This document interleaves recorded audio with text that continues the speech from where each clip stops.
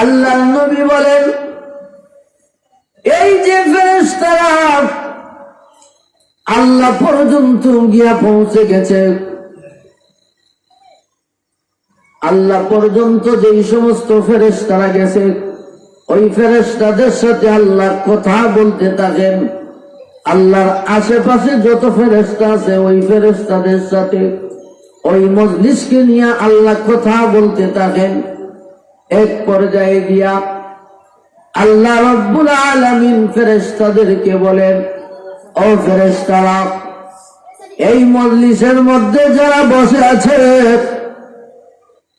তারা যদি আমার উদ্দেশ্যে বসে থাকে মজলিসে, তাহলে উশহিদুকুম, তোমরা সাক্ষী থাকো, এই মজলিসে যারা বসেছে আমি আল্লাহ তাদের জিন্দগির সব গুনাহ মাফ করে দিলাম। শুধু গুনাহ মাফ করছি তা নয়,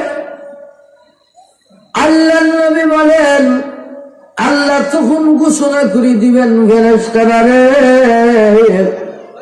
আমার বান্দাদের গুনাহ মাফ করছি তা নয়, আমি আল্লাহ তাদের গুনাহ সমূহকে নেকি দিয়া বদলাইয়া দিলাম।